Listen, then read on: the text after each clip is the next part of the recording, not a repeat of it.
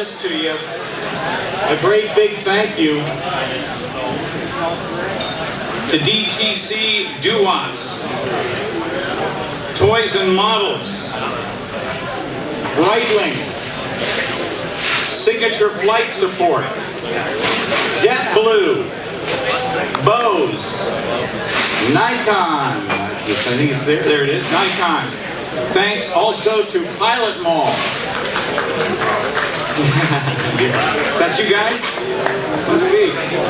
Epic Aviation, Aircraft Spruce and Specialty Company, Honda Generators, Aeroshell, and I'll take a little bit longer on this one, Sporty's Pilot Shop, because I've been the on-camera host of their training videos for 27 years. It's nice to be part of that organization. Also thanks to Gene Conrad and the Lakeland Linder Regional Airport, to Lincoln Electric, 4Flight, Tempest, Lewis Air Legends, the Cavanaugh Flight Museum. Are you guys really from Cavanaugh? Who cares? No, I'm just kidding, you guys. Come on. ThinkGlobalFlight.org. Judy Wright's going to start a round the world trip tomorrow from here. That's going to be good. CJ Aviation. Thanks to Harley Richards. Yeah, Harley. Jim Tobel. That's enough. Way to go, Jim. The Gordon Foundation, Aaron Tippin, and Knight Industries. How about a nice round of applause for all of our folks here. Well, speaking of Aaron Tippin, it is my pleasure to introduce to you the man who has written a song which in many cases has become an anthem for many of us, and maybe we can coax him into singing it tonight.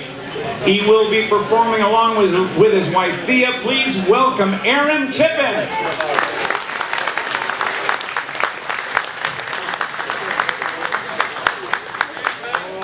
Video.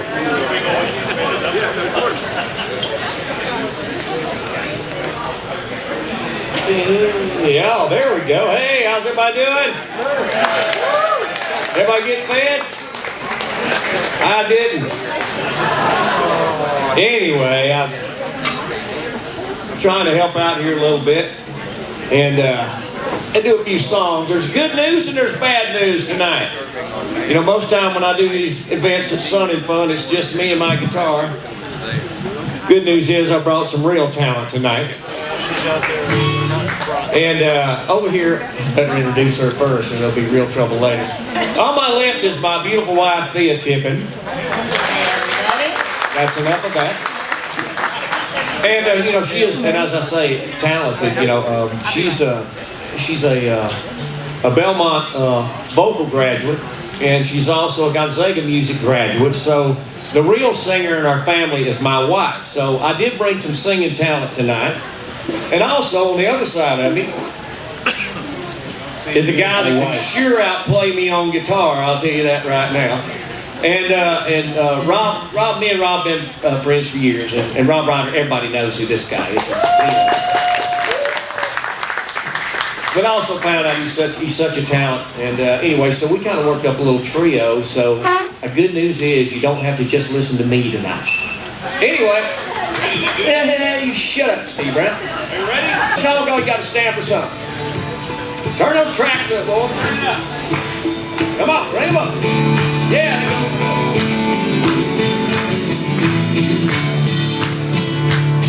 My daddy didn't like trouble, but if it came on, everyone that knew him knew inside he'd be home. He never was a hero of this county's shining light, but you could always find him standing up for what he thought was right. He'd say you got to stand for something, or you'll fall for anything. You got to be your own man, not a puppet on a string. Never compromise what's right, and uphold your family name. Oh, you got to stand for something, or you'll fall for anything.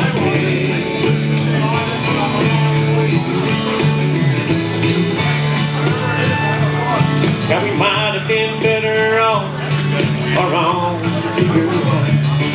if Daddy had done more giving in or a little more backing down.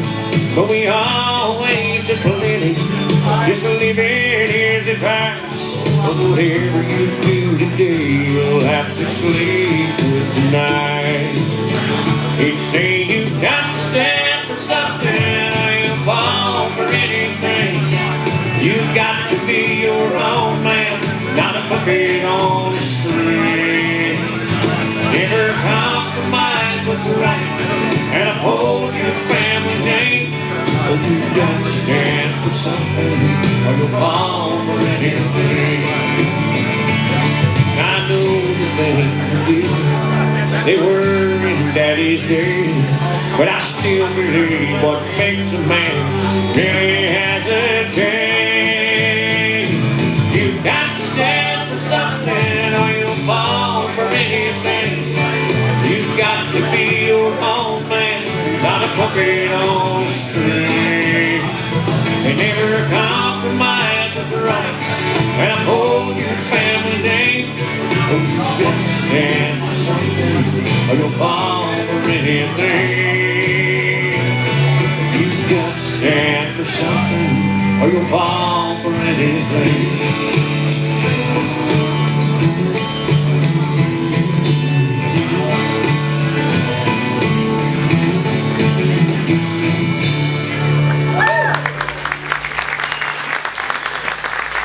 Thank you very much. I told you it'd be better than last time. Another song that I want to do for you folks is a very important song in my career, one that was, I guess, a song that came out after 9/11, and even though a lot of folks thought that song was written after that occasion, actually it was written 2 years before the enemy attacked us. It's a song I'm always proud to play on the battlefield to our guys and gals that are out there right now tonight defending the freedom that we're enjoying. So please think about them as we enjoy ourselves tonight. And I'd like to do this song to all of those that are out there tonight doing just that. For the stars and stripes and the eagle fly.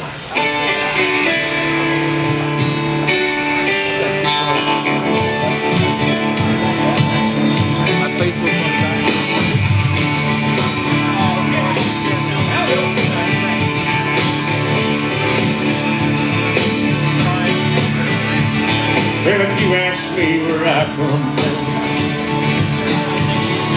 here's what I tell everyone. It's more my God-given good. Get an extra on everything. With the stars and the stripes and the eagle fly. It's a big old land down the street.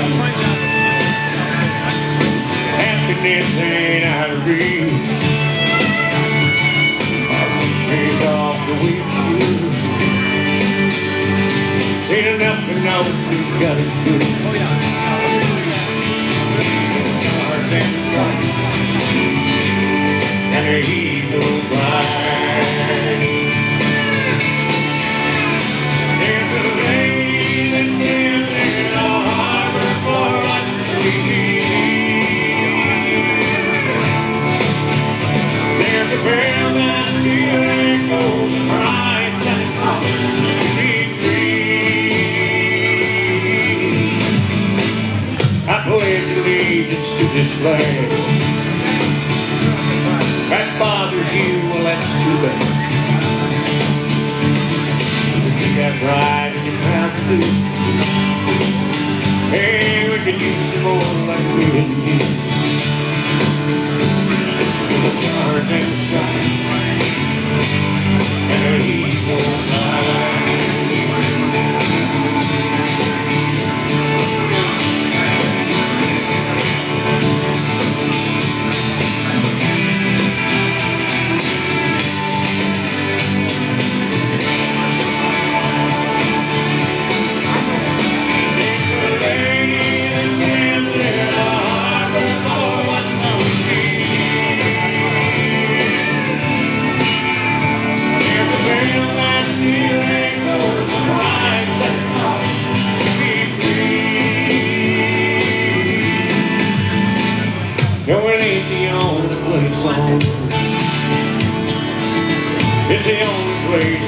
prefer. My wife raised my kids, and the same way my daddy did.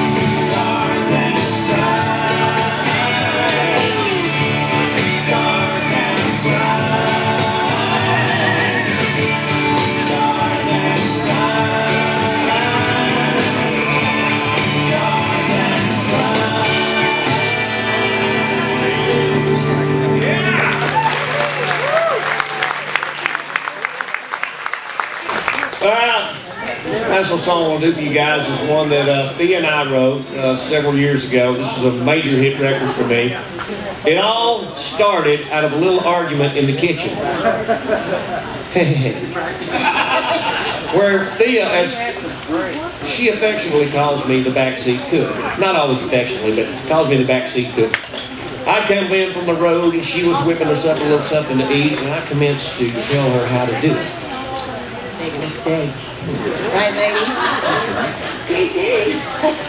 So anyway, I realized this was going to escalate to an argument, and she's an old Montana girl, so she will cuss you out if you make her mad.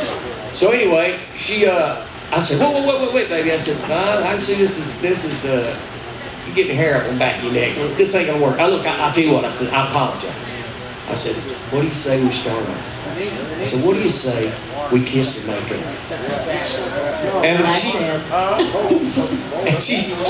what she wanted to say, she couldn't, because at that time, Teddy, or at that time, what, 3 or 4 years old, something like that, she didn't want to do a lot of cussing in front of him, so she said, did you say kiss? She said, I'll tell you what you can do. You can kiss this. She said, that sounds like a song title. She went and wrote it down. Gave a big old hit record for us. Yo!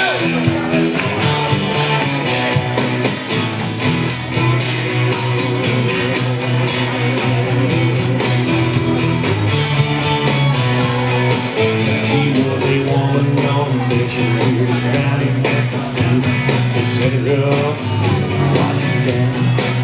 And she did just about 16, that low down over cheek, looking up gave straight to the ground.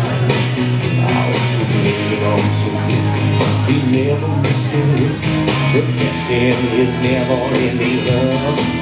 Oh, but I never will forget when she stood up and said, so I guess you think we just gonna kiss and make up, don't you? That's what she said. Why don't you kiss this? And I don't mean on my rosy red lips. Hey, me and you, well, we're through.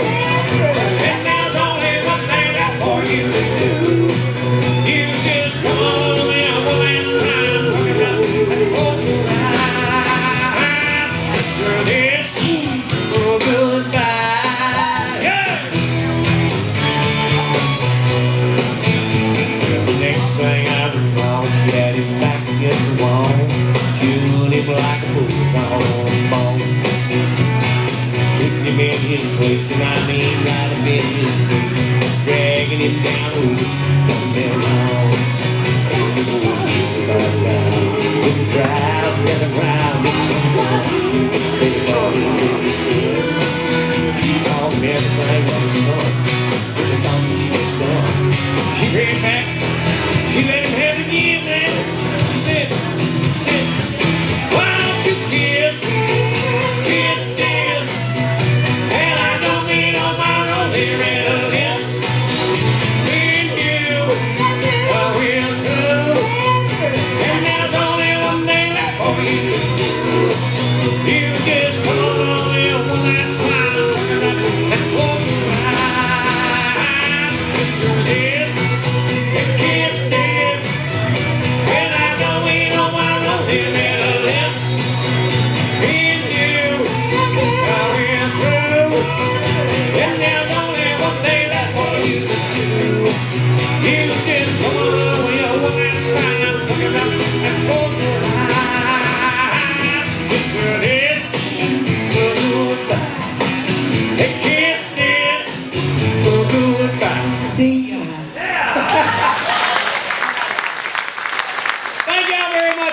appreciate it. Miss Thea Tippin, Mr. Ron Ryder.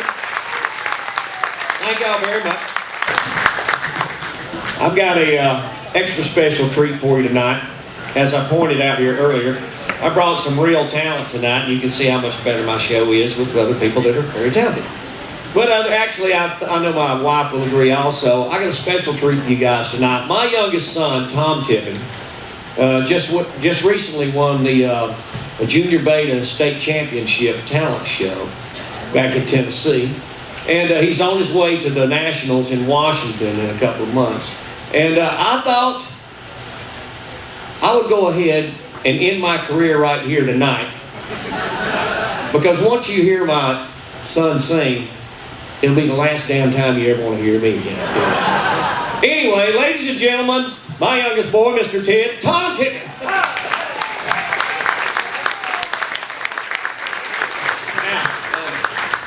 I guess, as you can see, that he looks just like me. I will manage him. But I'm very proud of what he's done, me and my mom, and they've worked hard on this tune, and it's old, what's this guy's name? Justin Timberlake. Justin Timberlake. You take it from here, son.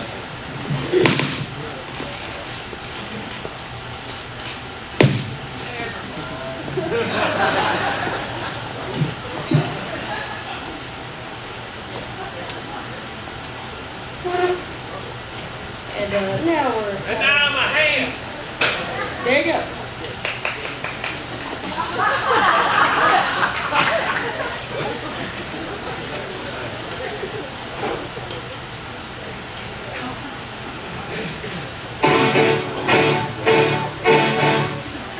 I can't wait till I get you on the floor, good looking. Baby, going out so hot and just like loving. No, won't hurt myself, I just said, does it? This all mine, this all mine. Please, baby, I said we don't mind dog watching. Cause if it's how they go straight close, it might learn something. She ain't nothing but little doozy when she does it. She's all fine tonight. And as long as I got my suit and tie, I'ma leave it out and go tonight. Baby got fixed up to the nines, I'm sure you'll do things. Baby all dressed up in black and white, baby dressed in like just all night. Love is swinging in the air tonight, let me show you a few things. Let me show you a few things. Let me show you a few things about love. Now we're in the swing of love. Let me show you a few things. Let me show you a few things about love. Hey, stop. Let me get a good look at it. Ooh, so thick. And now I don't really count it, fatty. No, it's so sick. Got a hit and picked up habit. That's alright. Don't all mine. No, come on, show me you call daddy. I guess they're just not cause girl, baby say he had it. Ooh, my killer, my killer. And yeah, you're classic. Don't all mine. Tonight. And as long as I got my suit and tie, I'ma leave it on the floor tonight. Baby got fixed up to the nines, I'm sure you a few things. Baby all dressed up in black and white, baby just in that dress I like. Love is swinging in the air tonight, I'm sure you a few things. Let me show you a few things. Let me show you a few things about love. Now we're in the swing of love. Let me show you a few things. Let me show you a few things about love. Hey,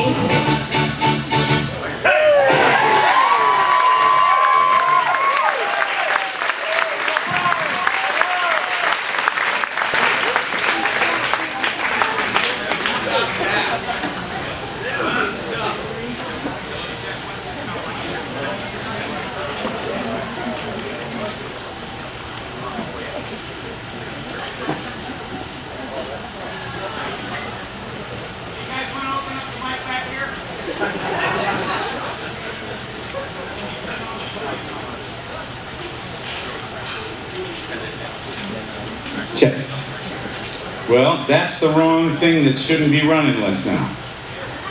Let me back this up and see if I can get this thing to do the right stuff. All right, the silent auction, ladies and gentlemen, has been closed, and so those of you afterwards can check to see who won what.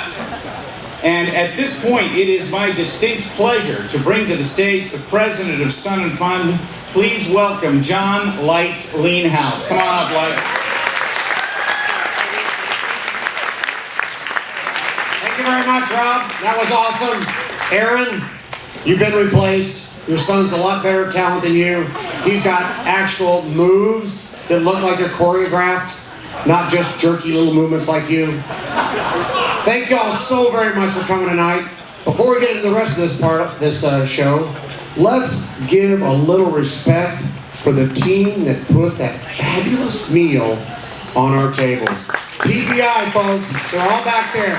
They're all great ladies that made a wonderful dinner for us. Thank y'all very much. Not that you even know this, but it's kind of small anecdotal. The leader of that company is a certified lawyer, and she figured that she had more respect running a catering company than being a lawyer. I'm hoping anybody's feelings out there. You know, we are blessed tonight to have so many great people come together for this. This Dinner with the Legends was a wonderful idea by Greg Gibson. Where's Greg? Greg, raise your hand. God dang it, guy. What an incredible job he did bringing this together. Thank you, sir. Oh my gosh. I have to admit we were all a bit nervous, but he made it happen. And he brought together some of the neatest folks on the planet that represent the heroes of aviation in different areas. Those that have been to the moon, Triple Ace, guys that broke the paradigm of black people flying in combat, having the chance to leave an aircraft carrier in a World War II bomber that wasn't supposed to go off a ship and taking the war to the Japanese and Japan. Flying around the world in one flight, it's incredible. And women that took the challenge when men left, went to war, and stood tall and flew airplanes that nobody said they could do it. All those were great. You guys represent one of the greatest generations. But I want to ask this crowd right now, does anybody in here know what those folks looked like when they were 16, 17 years old? I do. Stratus Squadron, stand up. Stand up. That's what they look like. Okay?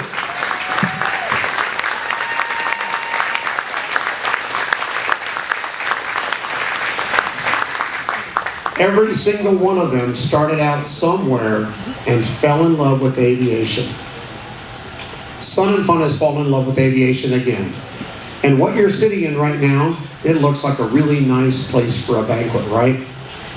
In here every other day of the year, this is where we actually conduct training for young men and women to learn how to work on airplanes. Well, that sounds sort of simple. How about getting a license to work on airplanes? How about learning to fly? This entire complex of 7 buildings and a 727 represent the culmination of Sun and Fun's effort to create the Aerospace Center of Excellence to let those young men and women get a chance just like those other folks did who became American heroes. And we're building that next generation of heroes right here because of what you do. When you come to Sun and Fun, when you come and participate and enjoy this excitement that we're sharing right now, you're building a brighter future through aviation. We can never thank you enough for it.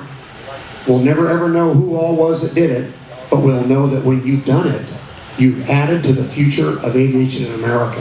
And that's the best part of it. I don't think he's out here right now. James Ray has left the building. Elvis left.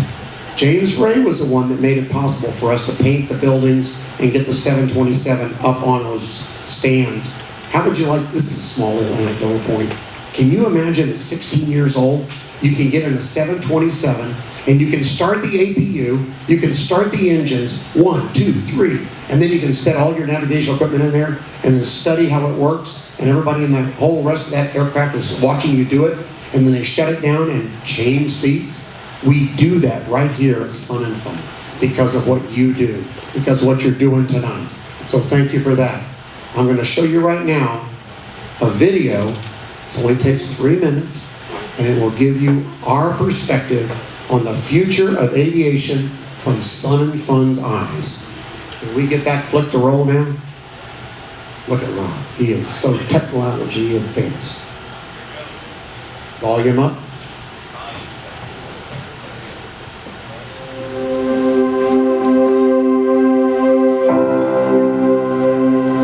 Sun and Fun has been promoting aviation since the first fly-in 1974. What began with a small group of dedicated aviation enthusiasts has grown to the second largest event of its kind in the United States, transforming Lakeland Linder Regional Airport into the busiest airport in the world during the Sun and Fun annual Fly-In and Expo. Our mission is to preserve and enhance the future of flight through world-class events, inspiring and educating people of all ages. Throughout the entire year, Sun and Fun is building the foundation for the next generation of aviation. Our education programs are second to none as we build a brighter future through aviation. Aviation is so important to future generations. When you think about the global economy, you literally shrunk the earth. We need people in aviation. Our average pilot population is aging. We have less qualified mechanics, less qualified administrators than we've ever had before. If we don't share aviation with the younger generation, they won't be able to experience the things we've experienced. They won't be able to develop the world of aviation further. Sun and Fun is much more than just a once-a-year flying event. It's also a great education and outreach opportunity. Their destination aviation camps in the summer are great to inspire younger people to come into aviation, and then they sort of follow those kids all the way up through middle school and high school and even into my college program. Sun and Fun recognizes that aviation in that aerospace is really diverse and it's so unique to everyone who's involved in it. One of our goals here is to expose them to as many different aspects of the career field as there is. No matter what type of passion you have for aviation, whether it's being a mechanic or actually being a pilot or being in management, Sun and Fun has a program that can help you with that. It's hands-on. You actually get to experience things. You get to see it. You get to work with people that have been in that field their whole lives and who have a passion for it. There's a lot of history here. A lot of people who volunteer here and work here, they flew planes like World War II and Vietnam, and they love seeing young people come out and actually have a heart and passion for aviation, that they share their stories, they share their life experiences with you, and it makes you feel like it's a family. They take our inspiration and they turn that into something that we can soon inspire others with. I think aviation is a timeless pursuit, really. It's something that's appropriate to all ages, young, small, and anywhere in between. Sun and Fun is open, and they want to share aviation with everybody. I hope that more people can take advantage of it. It's a great opportunity. I heard a quote one time that says, "A mile of road will take you a mile, but a mile of runway will take you anywhere." And that is what aviation is for me. At Sun and Fun, everyone here has the same goal, to enjoy aviation and to further it for the future generations. And I believe it's really important to have a place like that that'll share the experiences and the opportunities and really try to develop it for the future. With our countless year-round educational programs and events, Sun and Fun is building a brighter future through aviation, inspiring and educating people of all ages.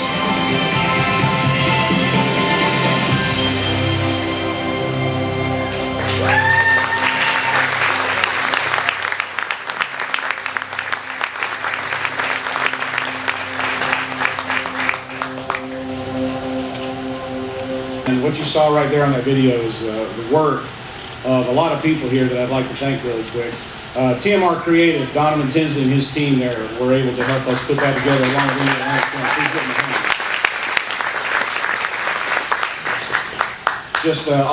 Just a tip of the hat, an event like this does not come together by one person by any stretch. I'd like to thank my partner in crime, Christine Stevens over here, Tracy Neal, Melissa Goodson, Laurie Fuller, and all the volunteers that helped us out. Please give them a big hand.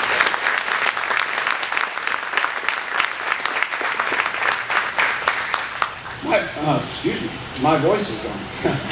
My background is in marketing, and what I try to do is to help Sun and Fun create the face of what we're trying to present to you with the Aerospace Center for Excellence. Project Stratus, that you've seen shown on the screen here a little bit, Lights had him stand up a few minutes ago.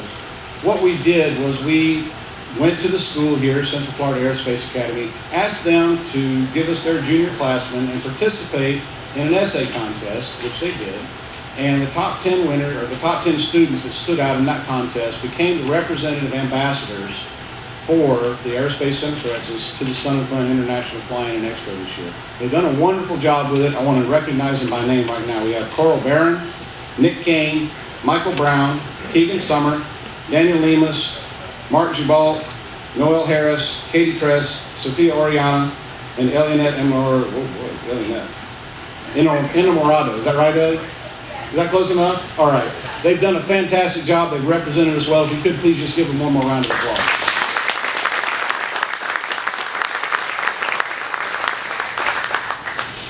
Everything that we do here is designed to produce the next generation of the people that are out enjoying what 40 years of Sun and Fun has produced. We hope that you will continue to keep your eye on us. We appreciate your support. We're going to bring Rob Ryder back up here now to close out the evening, recognize the legends here that have helped us make this evening possible. And once again, we'd like to thank you very much. Rob?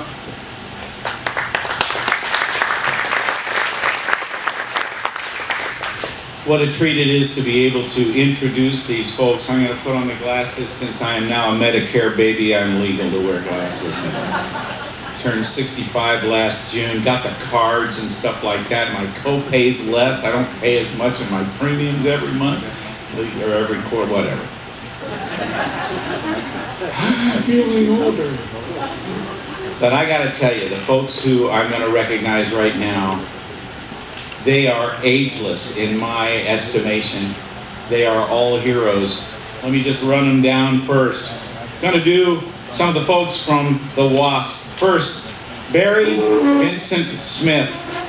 She was born in Chittenango, New York. That's in the middle of the state. She learned about the WASP program from her brother, who was an Army Air Corps pilot. She used money from working as a secretary to take flight training. She applied and was accepted into the WASP program.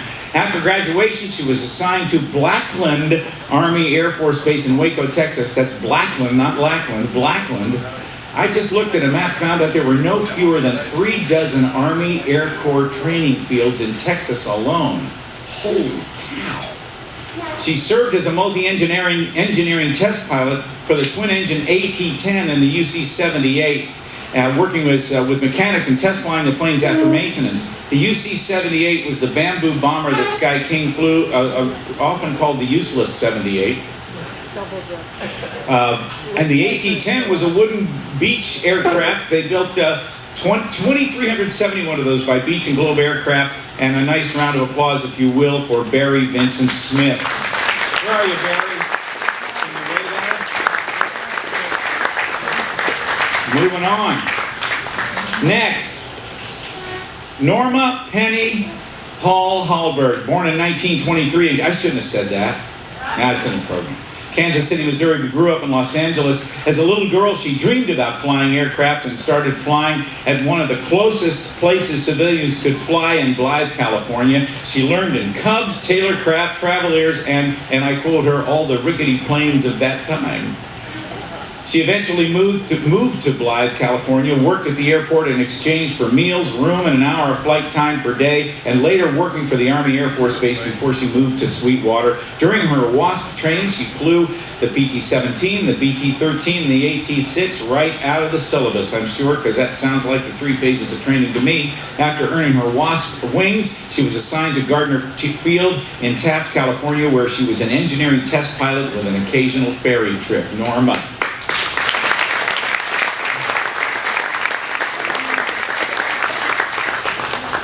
Next, Florence Rubin Elian Mascot. She was in class 4410. She flew as a trainee the PT-17 and the AT-6. She resigned before completing the WASP training program to spend time with her husband, who had received orders that he was going to soon be shipped overseas. And of the 25,000 ladies who applied for the WASP program, she was the youngest to be accepted as a trainee.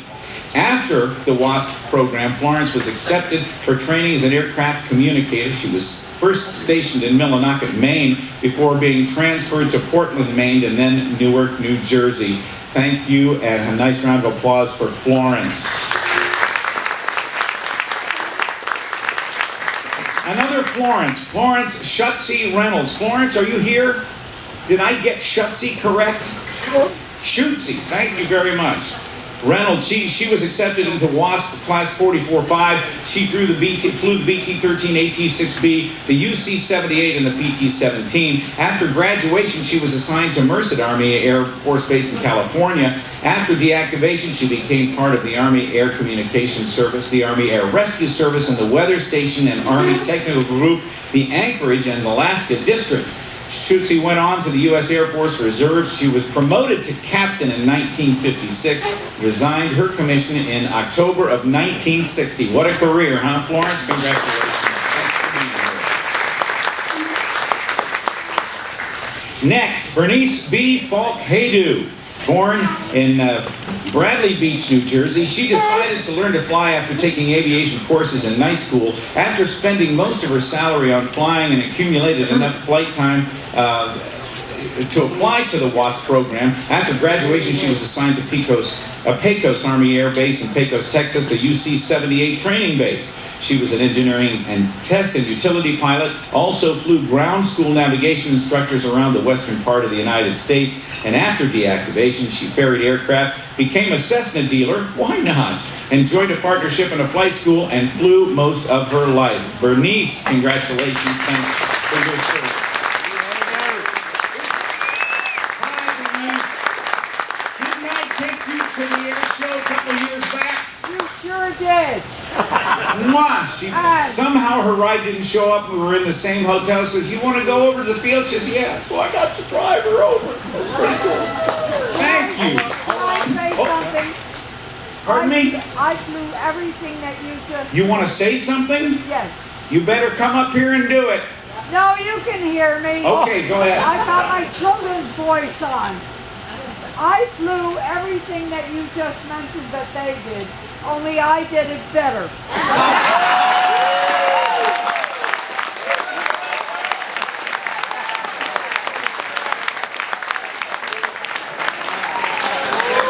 And a capital B for better. Love ya. Good to see ya. Oh, that's too funny.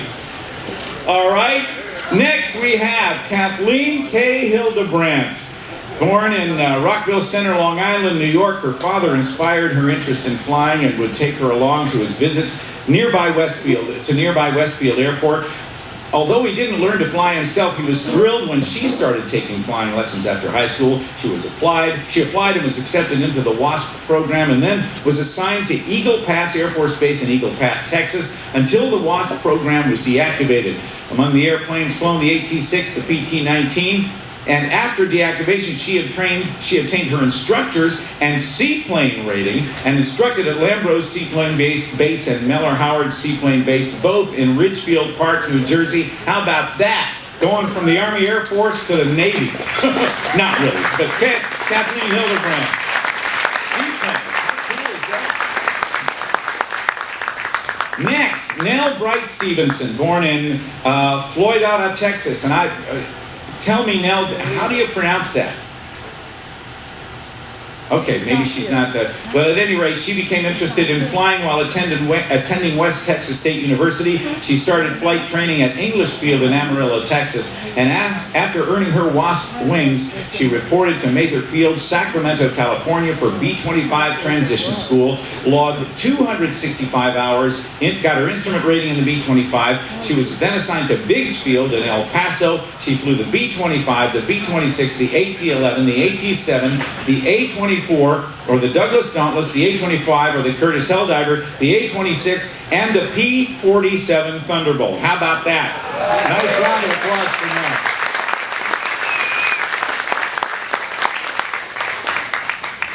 Now, those are the WASP the members of the WASP. you got to be careful. I got to be careful to say wasps or wasp or whatever. But how about a nice round of applause for all the ladies representing the wasps?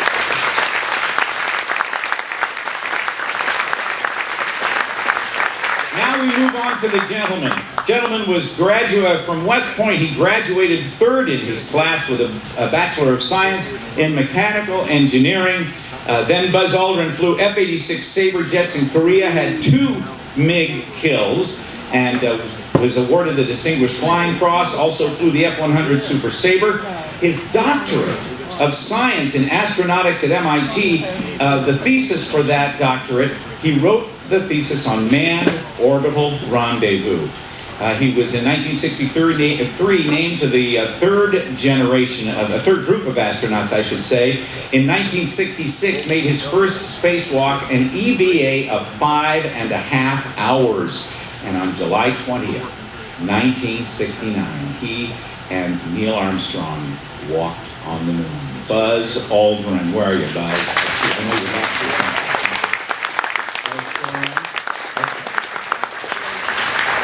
Gentleman from out in California, he had a 30-year career in the Air Force, 7,000 hours. Colonel Bud Anderson.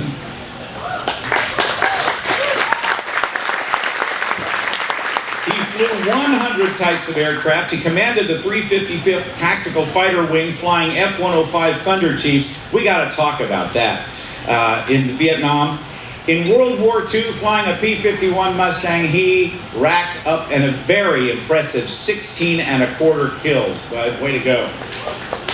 And his airplane, Old Crow, took him through 116 missions, never let him down, never had mechanical, never had to turn back for any reason.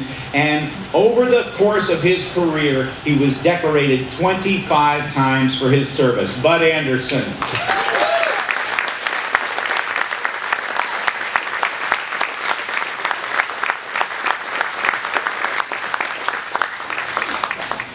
Next, Charles McGee, enlisted in the Army in October of 1942. We know the story of the Tuskegee Airmen.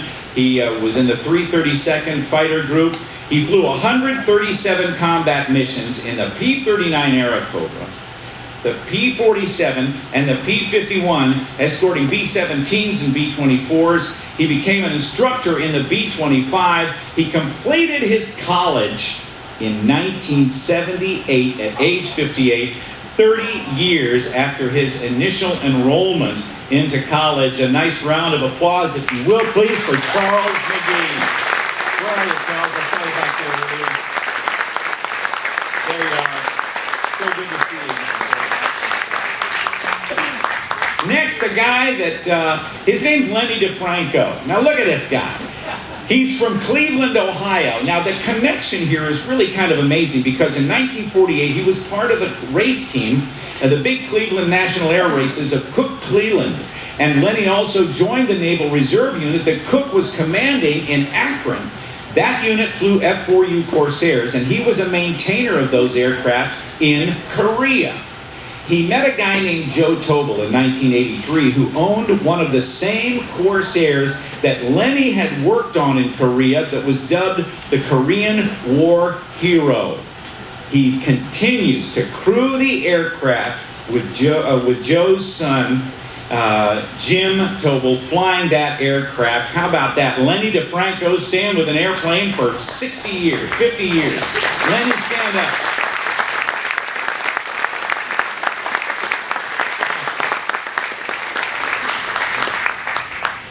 Next, Dick Rutan. He was licensed on his 16th birthday. Dick, did you get your license on your 16th or solo on your 16th, or both? Both. Wow. Pretty cool.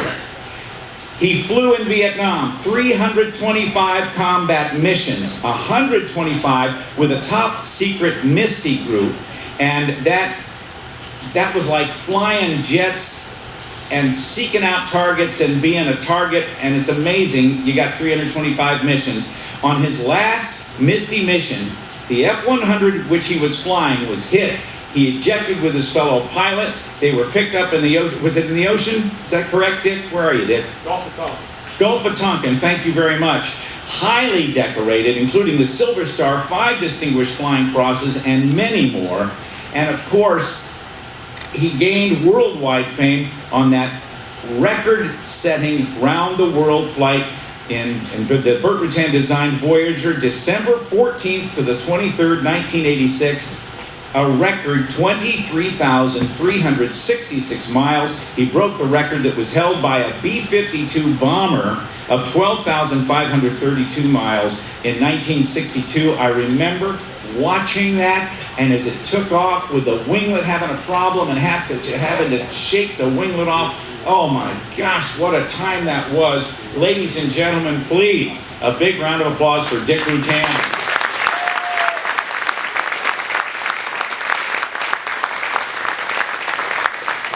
And I will tell you, one of the other things that continues to this day that has changed the way we communicate in an airplane, he used the Bose technology of the automatic electronic noise canceling technology that is literally, it changes the way we fly. Most of us fly with active noise canceling technology. You would have gone deaf if you hadn't had it, right? Very close. Pretty close. So, but Dick, thank you very much. Next, a gentleman who is our honorary chairman of Sun and Fun this year, from Dayton, Ohio, Jimmy Doolittle's co-pilot on the Doolittle raid. He was relieved of duty in January 1947, but he returned to active duty in August of that year. He was the advisor to the Venezuelan Air Force from 1959 to 1962. He received the Distinguished Flying Cross with 2 Oak Leaf clusters, the Air Medal, the Bronze Star, Air Force Commendation, and more. And Dick Cole is one of 4 remaining Doolittle Raiders. The men who, knowing they probably wouldn't have enough gas to get to their bases in China, launched from the Hornet some 400 miles farther out than they had planned to do so. Had an opportunity to scrub the mission at that point, that Saturday morning, April 18th of 1942. And they said, we're going anyway. These men changed the course of the war, because Japan had not been bombed on its own soil in over 2,000 years, and they thought they were invincible.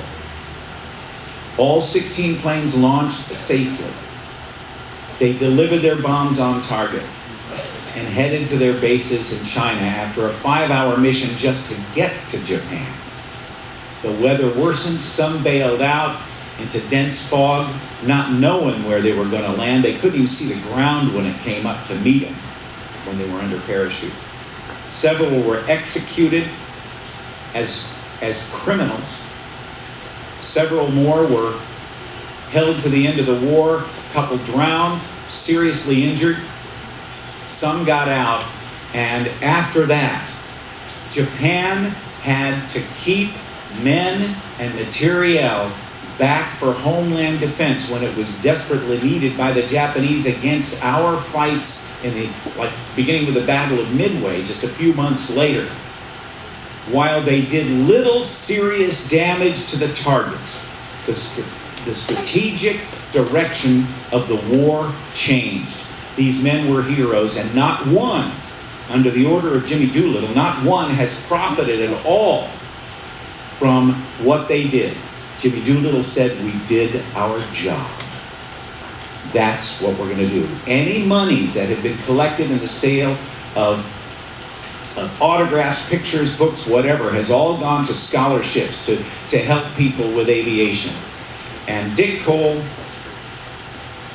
David Thatcher, Robert Height, and I'm blanking on the other name, Dick. Who else is on the 4th? And Ed Saylor, thank you very much, are the 4 remaining Doolittle Raiders just a few months ago at Wright-Patterson Air Force Base that they broke open that bottle of cognac and had the final toast.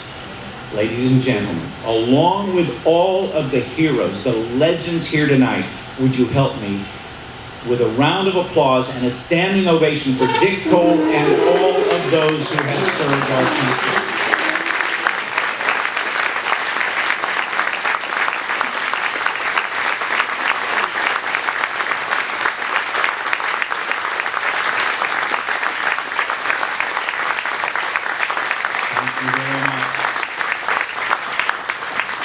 It has been an honor to be with all of you tonight.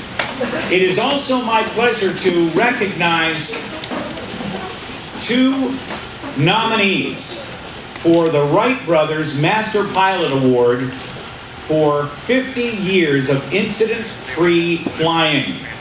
And those are going to Bud Anderson and Dick Rutan.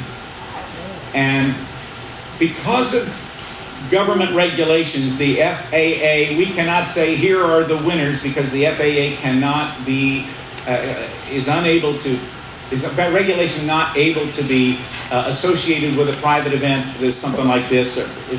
Am I close enough? Pretty close?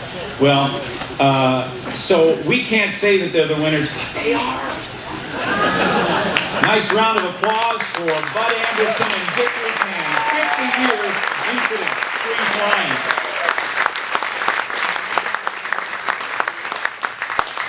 It was an incident for some 16 1/4 people, though, wasn't it? Must have been. So anyway,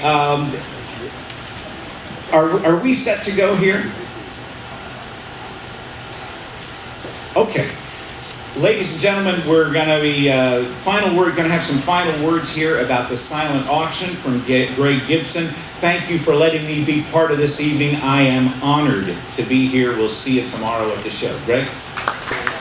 What a wonderful evening. Thank you very much, everyone, for coming. The silent auctions have been tallied, and Tracy Neal and her team over here have got the names. If you bid on something and you want to know if you won, you can step over there and check that out. I want to recognize the gentleman in the audience right now. Our chairman of the board, Mr. Bob Knight, is back here, and it has been a fantastic pleasure to put this on for us.